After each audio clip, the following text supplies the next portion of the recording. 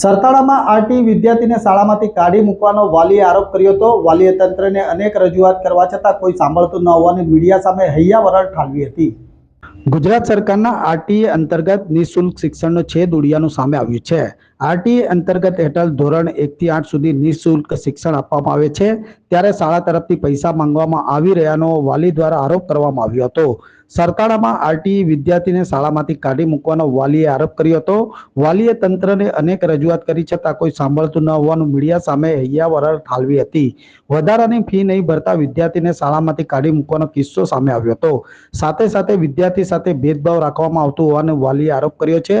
તંત્રને અનેક વખત રજૂઆત કરવા છતાં કોઈ સાંભળતું ન હોવાનું વાલીએ મીડિયાને જણાવ્યું હતું। ત્યારે ગુજરાત સરકારની આરટીએ શિક્ષણની નીતિ ફૂક્કળ હોવાની વાત બહાર આવી રહી છે।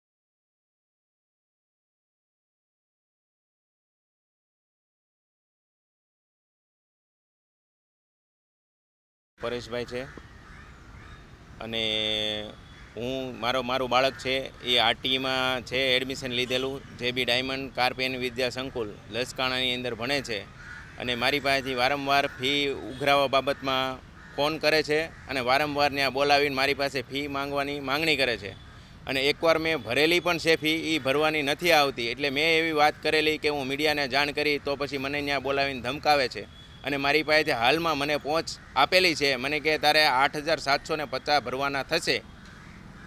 બસ એટલી મારી માંગણી છે કે આવી રીતે દરેક જણાની પાસે કોઈપણની પાસે જે ફી લીધેલી છે એ ફી બધાને ચૂકવે ફરીવાર પાછી। કઈ જગ્યાએ તમારું બાળક ભણે છે અને અત્યારે તેમનું મારું બાળક લસકાણા જેબી ડાયમંડ સ્કૂલમાં ભણે છે અને અત્યારે 5મામાં આવેલો છે, ધોરણ 5ની અંદર। અને આજે મેં મીડિયાને જાણ કરવાથી મારી સ્કૂલની બસ બંધ કરી દેવામાં આવેલ છે। એણે કીધું તમારું બાળક આરટીઈમાં છે એટલે બંધ કરવામાં આવેલ છે।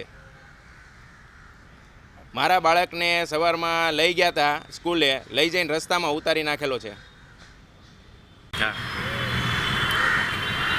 વારંવાર આવી રીતે પરેશાન કરવામાં આવે છે સ્કૂલ દ્વારા। કોને રજૂઆત કરી? મેં રજૂઆત કરેલી છે, ડીઈઓ કચેરીમાં રજૂઆત કરી, શિક્ષણ મંત્રીની અંદર પહેલા મહિનાની અંદર રજૂઆત કરી। પહેલા મહિનાથી પ્રોબ્લેમ થયો એ આજે નહીં, આજે પ્રોબ્લેમ થયો એ મેં પ્રિન્સિપાલને એને રજૂઆત કરેલી। પ્રિન્સિપાલ એવું કહે છે કે તમારા ફી ભરવાની રહેશે એવું કે ન્યા બોલાવીને